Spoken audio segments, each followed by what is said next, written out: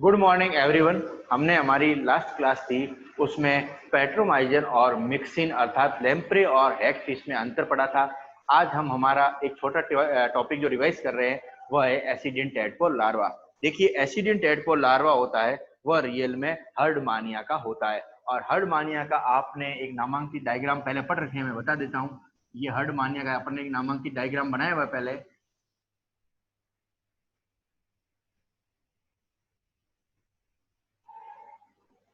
और हमने कहा था कि इनके शरीर पर दो छिद्र होते हैं, ब्रेंकियल एपर्ट्योर और एट्रियल एपर्ट्योर, अर्थात एक छिद्र द्वारा जल प्रवेश करता है, दूसरे छिद्र द्वारा बाहर निकलता है। और हर्डमानिया में हमने क्या कहा था कि जब एक छिद्र द्वारा जल प्रवेश कर दूसरे छिद्र द्वारा बाहर निकलता है तो जल एक पिचकारी के रूप में बाहर निकलता है।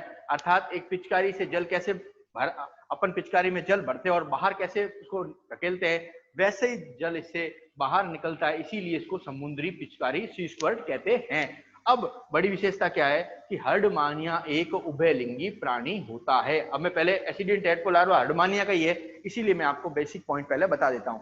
ये हर्डमानिया होता है वह उभयलिंगी प्राणी होता है, अर्थात इसमें एक जननांग बाईं ओर और एक जननांग दाईं ओर स्थित होता है। बायां जननांग आंत्र की कुंडलियों की ओर, बायां जननांग होता है वो आंत्र की कुंडलियों की ओर और दायां जननांग हृदय के पृष्ठ भाग में स्थित होता है। तो क्या क्या पॉइंट नोट करने हैं? पहला, हर्डमानिया हर्डमानिया हर्डमानिया उभयलिंगी प्राणी है, उभयलिंगी प्राणी है। नेक्स्ट, इसमें एक जननांग बाईं ओर व एक जननांग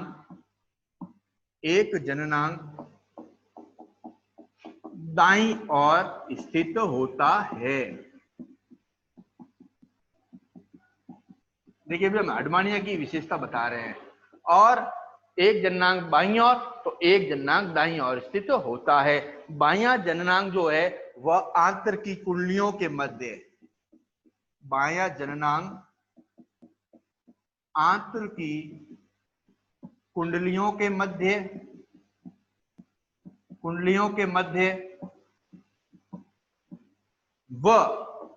दायां जननांग होता है वह हृदय के पृष्ठ भाग में, वह दायां जननांग हृदय के पृष्ठ भाग में स्थित होता है। और दोनों ही जननांग है वो पावार में, पावार क्या होता है जिसको हम मेंटल कहते हैं। मेंटल क्या है? रियल में एक पतला सा आवरण होता है जो शरीर को कैद, क्योंकि देखिए हर्डमानिया में दो आवरण होते हैं, पहला तो होता है बाहर कवच और दूसरा इसके अंदर एक पतला और आवरण होता है जिसको हम कॉमन भाषा में कहते हैं पावार, या अपन इसको कहते हैं मेंटल। और आपने अगर पेंसिल सेल देखे होंगे बड़े वाले जो रेडियो में लगते थे, तो आप अब कभी उसको तोड़ते थे तो उसके अंदर एक प्लास्टिक की पीले कलर की आप थैली देखते थे, वैसे ही ये मेंटल होते हैं। और दोनों ही जो जननांग है वो पावार में धसे रहते हैं। जननांग पावार में धसे रहते हैं। तो ये इसकी सबसे बड़ी विशेषता है कि दोनों जननांग है वह पावार में धसे रहते हैं। अब देखिए, सबसे बड़ी बात क्या है कि ये दोनों जननांग जो है आगे चल के एट्रियल साइफन के आधार भाग में खुलते हैं। क्यों? क्योंकि हम जानते हैं पहला जो साइफन होता है ब्रेंकियल, दूसरा होता है एट्रियल साइफन। अब जो जननांग है वो एट्रियल दोनों ही जननांग है वह एट्रियल साइफन के आधार भाग में स्थित होता है, ताकि यहाँ से जो जल धारा आ रही है उसके साथ जो शुक्राणु और अंडाणु है वह क्या हो जाए, वह बाहर निकल जाए। तो ये दोनों ही जननांग होते हैं, यह एट्रियल साइफन के आधार भाग में स्थित एट्रियल गुहा में खुलते हैं। तो दोनों जननांग एट्रियल साइफन के आधार भाग में स्थित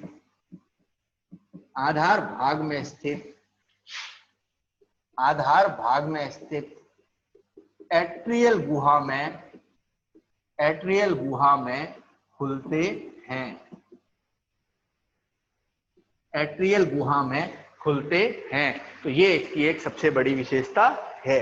अब अपन इससे आगे वापस पढ़ देख लीजिए बार। अर्धमान्य उभयलिंगी प्राणी है, इसमें एक जननांग बाईं भाग में, एक जननांग दाएं भाग में होता है। बायां जननांग आंत्र की कुंडलियों के मध्य, दायां जननांग हृदय के पृष्ठ भाग में स्थित होता है। दोनों जननांग पावार मेंटल में धसे रहते हैं।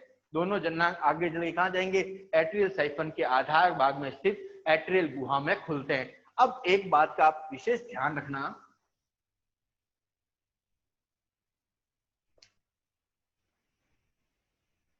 कि देखिए इनके शरीर की जो रचना होती है उसमें क्या होता है, मादा जनन तंत्र और नर जनन तंत्र दोनों दाएं और बाएं हैं। अब जब ये दोनों ही बाएं और दाएं हैं तो होता क्या है कि हम जानते हैं कि पार्श्व जो नलिकाएं होती है, देखिए इस प्रकार का इनका सिस्टम होता है। अब देखिए इनमें क्या होता है, दोनों ही जननांग है। अब इनमें क्या होता है, शुक्राणु और अंडाणु बनते हैं। वो क्या होता है, मध्य में केंद्रीय वाहिनी में आते हैं। अब मध्य में केंद्रीय वाहिनी में आते हैं तो शुक्राणु और अंडाणुओं को ले जाने के लिए अलग अलग वाहिनी होती है। ये ध्यान रखना सबसे बड़ा, क्योंकि अगर शुक्राणु और अंडाणु को ले जाने के लिए, क्योंकि उभयलिंगी प्राणी है तो नर और मादा जननांग दोनों एक ही जंतु में है। अगर अलग अलग वाहिनी नहीं होगी तो निषेचन कैसा हो जाएगा, निषेचन आंतरिक हो जाएगा। इसीलिए ध्यान रखना इनमें निषेचन कैसा होता है, इनमें निषेचन बाह्य होता है। अब बाह्य का मतलब क्या हो गया कि हम शुक्राणु और अंडाणुओं को एट्रियल साइफन के पास स्थित एट्रियल गुहा में इकट्ठा कर रहे हैं, तो वहां भी शुक्राणु और अंडाणु अलग अलग एकत्रित किए जाते हैं। इसके बाद एक बात और ध्यान रखना कि शुक्राणु और अंडाणु को जब शरीर से बाहर एट्रियल गुहा से एट्रियल साइफन द्वारा त्यागा जाएगा तो एक बार में पहले अंडाणु बाहर जाएंगे फिर शुक्राणु जाएंगे। अगर दोनों को एक साथ ही बाहर भेजा तो एक ही क्रम के अंदर शरीर के अंदर ही निषेचन हो जाएगा। इसीलिए ध्यान रखना इसमें पहले अंडाणु बाहर जाएंगे फिर शुक्राणु बाहर जाएंगे, इस प्रकार इनमें बाह्य निषेचन होता है। अब इसमें एक प्रश्न आएगा आपसे इंपॉर्टेंट पूछते हैं कि मैं आपको आगे बताऊंगा कि प्रश्न ये आता है कि इनमें आंतरिक निषेचन क्यों नहीं होता, कि शुक्राणु और अंडाणु का निषेचन शरीर के अंदर क्यों नहीं होता। ये मैं आपको बाद में बताऊंगा कि इसमें निषेचन अंदर क्यों नहीं होता। अब प्रत्येक जननांग होता है वह श्रृंखलित श्रृंखला से बनी पालियों से मिलकर बना होता है, और सबसे पीछे की जो पाली होती है वह सिंपल सबसे बड़ी होती है और वह श्रृंखला के रूप में नहीं होती है, अर्थात अकेली होती है। बाकी जितनी पालियां होती है वो हमेशा एक श्रृंखला के रूप में अर्थात जोड़े के रूप में होती है, और इन पालियों की संख्या इनमें 10 से 25 होती है, और संपूर्ण जननांग की जो लंबाई होती है वह 3 से 4 सेंटीमीटर लंबी और 1 सेंटीमीटर चौड़ी होती है। तो नेक्स्ट क्या है, प्रत्येक जननांग श्रृंखलित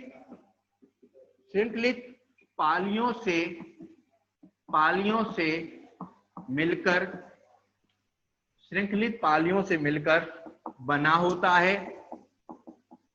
नेक्स्ट, इनमें सबसे अंतिम पाली अयुग्मित एवं बड़ी होती है, अयुग्मित एवं बड़ी होती है। और अगर इसके जननांग की लंबाई कहें तो संपूर्ण जननांग में लंबाई है वह संपूर्ण जननांग की लंबाई 3 से 4 सेंटीमीटर एवं चौड़ाई 1 सेंटीमीटर होती है। और पालियों की बात करें तो पालियां या लोब की संख्या 10 से 25 होती है। और अब आपको ये मैं समझा देता हूं, जो मैंने लिखे हैं मैं आपको एक नामांकित चित्र द्वारा इसको समझा देता हूं। देखिए इनमें क्या है कि देखिए इस डायग्राम में आप देख रहे हैं कि नर जननांग और मादा जननांग दोनों ही दाईं और बाईं पाली में स्थित है। अब देखिए ये जो पालियां होती है इनमें आप धीरे धीरे क्या होगा, इनका आकार बढ़ता जाएगा, और इन पालियों की जो संख्या है वह लगभग 10 से 25 होती है। मैं आपको पहले बता चुका हूं 10 से 25 होती है। अब देखिए जितनी भी ये पालियां हैं वह युग्मित है। युग्मित का मतलब क्या है, वह जोड़े के रूप में है, लेकिन अंतिम पाली जो सबसे अंतिम पाली होती है वह अयुग्मित होती है और वही सबसे बड़ी होती है। इसीलिए इसकी जब लैंग्वेज लिखी जाती है कहा जाता है कि जो इसमें ये श्रृंखलित पालियों से मिलकर बना होता है, पालियों की संख्या 10 से 25 होती है और अंतिम पाली अयुग्मित और सबसे बड़ी होती है।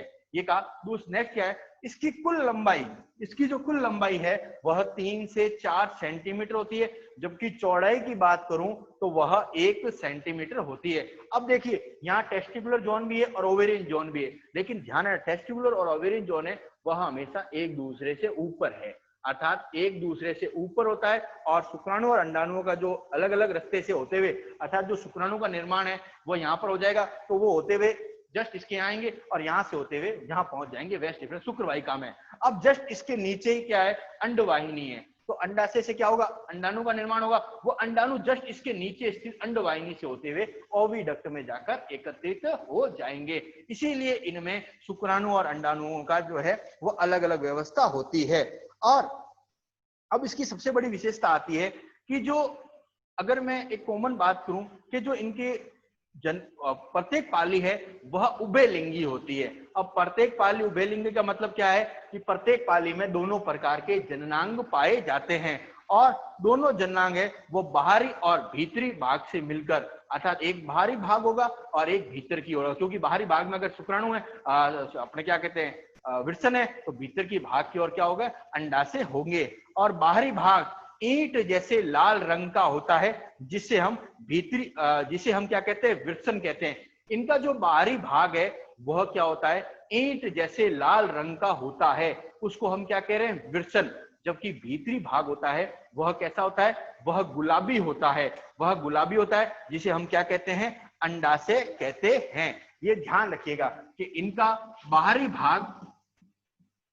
भाग ईंट जैसा लाल रंग, ईंट जैसा लाल रंग विरसन। भीतरी भाग गुलाबी रंग मीन्स अंडाशय। तो ये इसकी एक विशेषता होती है। और ये ध्यान रखना कि इसमें डायग्राम से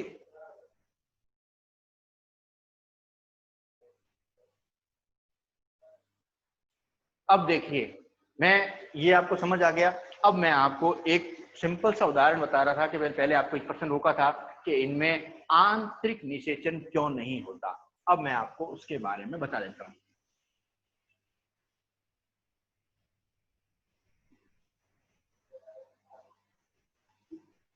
कि देखिए, जो अगर मैं देखिए इसमें क्या होता है कि इसमें दो चीज का आप ध्यान रखना कि पहला है मादा भाग। मादा भाग मीन्स अंडाशय। अंडाशय का जो निर्माण है वो क्या है, अपन कहते हैं वयस्क।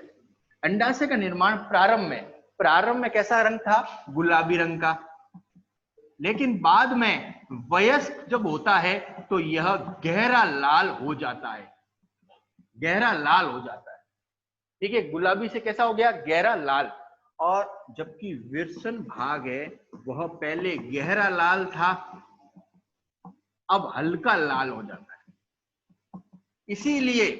इसीलिए ध्यान रखिएगा, कभी भी इनमें अगर पहचान की जाती है कि अभी वो बच्चा है कि वयस्क है, मीन्स कहने का मतलब अभी वो युवा है या वयस्क है, तो कंडीशन में क्या है, अगर गुलाबी और गहरा लाल रंग दिखाई दे इसका मतलब अभी वो बच्चा है, वयस्क नहीं है। और अगर गहरा लाल हल्का लाल दिखाई दे तो इसका मतलब वो वयस्क हो चुका है।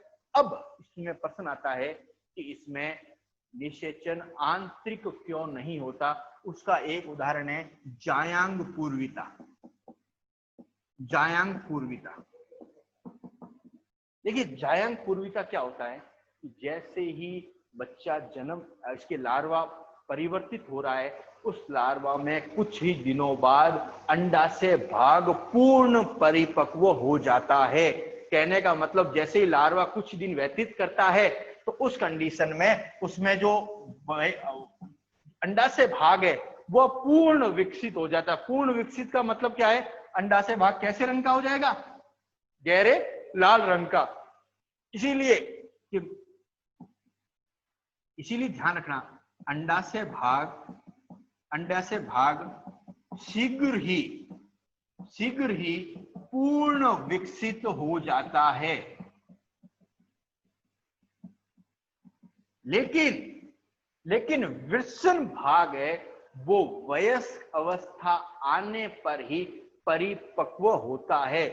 वयस्क अवस्था जब तक नहीं आएगी उस कंडीशन तक तो क्या होगा, अंडाशय तो निर्मित है लेकिन विल्सन निर्मित नहीं है, अर्थात अंडाणुओं का जो निर्माण हो रहा है लेकिन शुक्राणुओं का निर्माण नहीं हो रहा है। और हम जानते हैं जब तक शुक्राणु का निर्माण नहीं होगा तब तक निषेचन प्रक्रिया नहीं हो पाएगी। इसीलिए इसमें वयस्क अवस्था आने के बाद ही निषेचन होता है। कई बार आपसे पूछ सकते हैं वाइवा प्रैक्टिकल में कि इनमें निषेचन पहले क्यों नहीं होता है। उसका रीजन ये है कि जैसे ही लार्वा बनता है उसमें कुछ दिन बाद उसमें अंडाशय भाग तो बन जाता है, लेकिन जो विल्सन पोर्शन है वह वयस्क अवस्था आने के बाद ही बनता है, और वयस्क अवस्था आने के बाद ही बनता है। इसीलिए इसमें जो निषेचन प्रक्रिया है वो क्या होगी, बाद में होगी, वयस्क अवस्था में आने। दूसरा, इसमें आंतरिक निषेचन नहीं होता, उसका सबसे बड़ा रीजन है जायांग पूर्विता।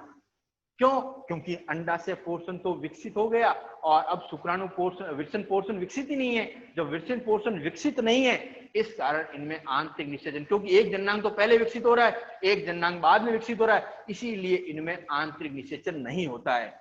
अगर जायांग पूर्विता नहीं होती तो इनमें आंतरिक निषेचन होता। इसी जायांग पूर्विता के कारण इनमें ध्यान रखना, इनमें बाह्य निषेचन होता है। अब इसके पश्चात जो सबसे इंपॉर्टेंट पॉइंट क्या है, अंडाशय से अंडजनन द्वारा अंडाणुओं का निर्माण होगा। वो अंडाणु जो होंगे वो अंडवाहिनी से होते हुए एट्रियल गुहा में एकत्रित हो जाएंगे। दूसरी तरफ विल्सन से शुक्रजनन द्वारा शुक्राणुओं का निर्माण होगा और वो कहां जाएंगे, एट्रियल गुहा में चले जाएंगे। और समय के साथ पहले अंडाणु फिर शुक्राणु बाहर निकलेंगे। शुक्राणु और अंडाणु के मिलन से निषेचन प्रक्रिया पूर्ण हो जाती है। अब इनमें निषेचन को अपन पढ़ते हैं।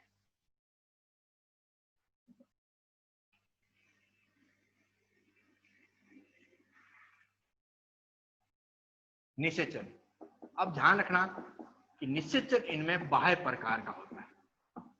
और बाह्य क्यों हो रहा है वो जायांग पूर्विता मैं समझा चुका हूं आपको। इनमें बाह्य निषेचन होता है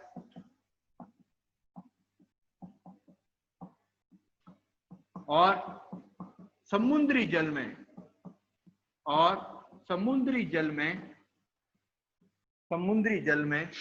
संपन्न होता है। समुद्री जल में संपन्न होता है। तो ये भी एक इसकी विशेषता है कि इनमें बाह्य निषेचन होता है और समुद्री जल में इनमें संपन्न होता है। और उसके पश्चात इसमें विकास की प्रक्रिया आती है, और विकास की प्रक्रियाओं के अंदर हमने सबसे पहला विकास प्रक्रिया पढ़ी थी जिसमें हम कहते हैं विकास प्रक्रिया का अगर सबसे पहला पॉइंट की बात करें तो हम उसमें कहते हैं विदलन। आपने क्लीवेज पढ़ा होगा। विदलन का अर्थ होता है कोशिकाओं का विभाजन। अब देखिए विभाजन का मतलब क्या है मैं वापस बता देता हूं। अगर जब विदलन की प्रक्रिया आती है तो कोशिकाओं का क्या होता है, विभाजन होता है। अर्थात एक कोशिका दो कोशिकाओं में, फिर 4, 4 से 8, 8 से 16। अब ध्यान रखना इसमें प्रारंभिक जो विभाजन होते हैं वो क्या होते हैं, समान प्रकार के होते हैं। अर्थात एक कोशिका से जब दो बनती है तो उनमें आकार क्या है, बराबर है। 2 से 4 बन रही है तो ये कोशिका कैसी, समान। लेकिन बाद में जो विभाजन होते हैं वह अनियमित हो जाते हैं, अनियमित हो जाते हैं। तो इसमें कहने का मतलब क्या है, इनमें प्रारंभिक विदलन समान प्रकार के होते हैं, जिनमें एक कोशिका से दो कोशिका, दो कोशिका से 4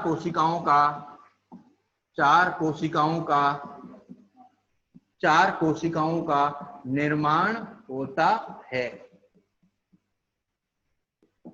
अब आपको अगर डायग्राम से समझना चाहे तो मैं डायग्राम बता देता हूं आपको। ये एक कोशिका है। अब देखिए इस कोशिका में क्या होगा, प्रथम विदलन कैसा होगा, समान होगा। समान का मतलब जो पहली खांच बनेगी तो हमेशा ध्यान रखना दो समान आकार की कोशिकाएं बनेगी। लेकिन जब आगे चल के इन दो से वापस चार बनेगी तो वह चार कोशिकाएं भी कैसी होगी, समान प्रकार की होगी। लेकिन जब चार से आगे 8 होती है तो वह उस कंडीशन में कोशिकाओं का निर्माण कैसा हो जाएगा, असममित अर्थात असमान प्रकार का होता है, क्योंकि उस कंडीशन में यहाँ पर फिर 8 कोशिकाएं बनती है। एवं इसके पश्चात विदलन असमान प्रकार का वह अनियमित हो जाता है, अनियमित हो जाता है। और इसके पश्चात जो नेक्स्ट विशेषता बताऊं कि इसके पश्चात जो विदलन है वह आगे ब्लास्टुला अवस्था में पहुंचता है। उसकी क्या विशेषता होती है कि उसमें कोशिका की आकृति एक खोखली गेंद के समान दिखाई देती है। उस कंडीशन को हम ब्लास्टुला अवस्था कहते हैं और उसके मध्य एक गुहा का निर्माण होता है जिसे हम कोरक गुहा कहते हैं। अब हम इससे आगे की जो टॉपिक है वो हम हमारी कल की क्लास में करेंगे।